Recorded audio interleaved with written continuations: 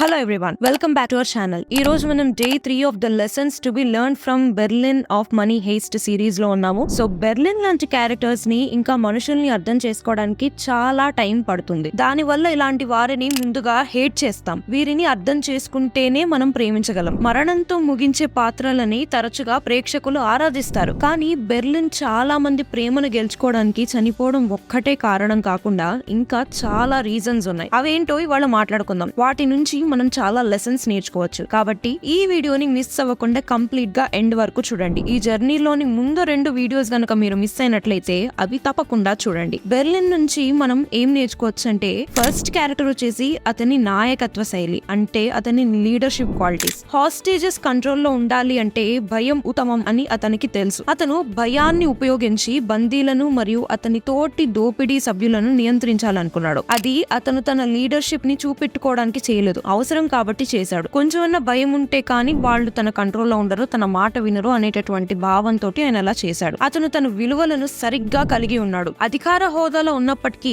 అతను బందీలను ఎప్పుడూ ఉపయోగించుకోలేదు. అలాగే పోలీసులు అతని పరువు తీస్తున్నప్పుడు అతని ప్రతిచర్య అతని విలువలు అండ్ ఇమేజ్ అతనికి ఎంత ముఖ్యమైనవో వివరించింది. అతను తనతో పాటు అరియాడ్నాను చంపి ఉండవచ్చు, లేదా అతను తప్పించుకోవడానికి ఆమెను ఉపయోగించుకొని ఉండొచ్చు. కానీ అతను అలా చెయ్యలేదు. అతను ఆమెను భయపెట్టాడు అంతే. ఆమె అతనిని యూజ్ చేసుకున్నా కూడా బెర్లిన్ తనని చంపలేదన్నమాట. ఇదే అతని యొక్క క్యారెక్టర్ ని డిఫైన్ చేస్తుంది. నేరాలు మరియు కార్యాలయం కలిసి ఉండవు. నేరాలు చేస్తూ వెళ్తే పని చేయలేము అని అనవసరమైన వాటి మీద కాకుండా హేస్ట్ సక్సెస్ మీదనే ఫోకస్ చేశాడు. ఎన్ని అడ్డంకులు వచ్చినా కూడా మన పని మీద ఫోకస్ చేయాలి అని మనకి బెర్లిన్ గుర్తు చేశాడు. తనను వ్యక్తిగతంగా బాధ పెట్టినందుకు అతను ఎవరిని చంపలేదు. ఒక మనిషికి తన వాల్యూస్ ఇంపార్టెంట్ అని మనం బెర్లిన్ ద్వారా నేర్చుకోవచ్చు. తాను చేయని పనిని, అదే చైల్డ్ ట్రాఫికింగ్ ని పోలీసులు అతను చేశాడు అని నిందించినా కూడా, తనకి కోపం వచ్చినా కూడా వాటి వల్ల అతని వాల్యూస్ ని కోల్పోకుండా మంచిగా రియాక్ట్ అవుతాడు. తను ఎప్పుడూ ధైర్యంగా ఉన్నట్లు చూపెడతాడు. తనలో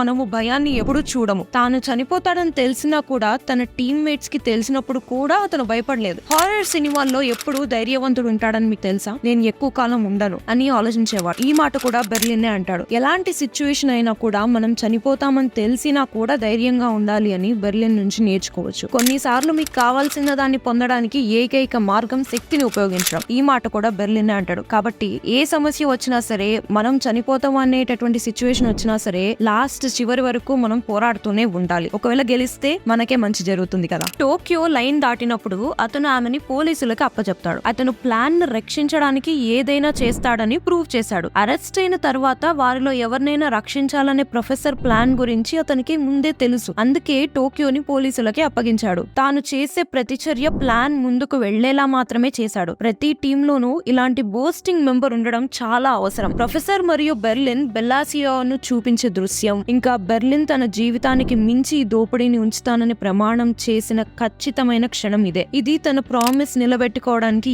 ఏమైనా చేస్తాడు అని ప్రూవ్ చేస్తాడు. ఒక మనిషికి ఉండాల్సిన గొప్ప లక్షణం అది. చాలా మంది సిరీస్ స్టార్టింగ్ లో బెర్లిన్ ని హేట్ చేస్తారు, ఎందుకంటే తాను చేసే పనులు అలా ఉంటాయి. కానీ అది అతను ఎందుకు చేస్తాడు అని చూస్తే తాను చేసింది అంతా వాళ్ళ హేస్ట్ సక్సెస్ అవ్వడానికి అని మాత్రమే మనకి అర్థమవుతుంది. అందుకనే తన ప్లాన్ ని సక్సెస్ చేసుకోవడం కోసమే, ఇంకా హేస్ట్ సక్సెస్ కోసమే బెర్లిన్ అలా బిహేవ్ చేస్తాడు. టోక్యో ఇంకా రియోని పనిష్ చేసినప్పుడు, టోక్యోని పోలీసులకు అప్పచెప్పినప్పుడు జనాలు ఎంతైతే ఆయన్ని హేట్ చేశారో, అతను తన సోదరుడు ప్రొఫెసర్ ను ఎంతగా ప్రేమిస్తున్నాడో మరియు శ్రద్ధ వహిస్తున్నాడో అది చూసినప్పుడు బెర్లిన్ క్యారెక్టర్ ని అంతే విధంగా ఇష్టపడ్డారు కూడా. నన్ను నమ్మండి, నేను 5 విడాకులు తీసుకున్నాను. 5 విడాకులు ఏమిటో తెలుసా? 5 సార్లు నేను ప్రేమను నమ్మాను. జీవితం నలుపు లేదా తెలుపు కాదు, ఇది రంగులతో నిండి ఉంటుంది. ఎప్పుడూ ప్రేమించకపోవడం కంటే ప్రేమించి కోల్పోవడం మేలు అని చెప్తూ మనల్ని, తన క్యారెక్టర్ ని ఇష్టపడేలా చేశాడు Berlin. Never judge a book by its cover అనడానికి బెర్లిన్ ఒక పర్ఫెక్ట్ ఇంకా లైవ్ ఎగ్జాంపుల్. బెర్లిన్ లో అందరూ ఇష్టపడేది ఏమిటంటే,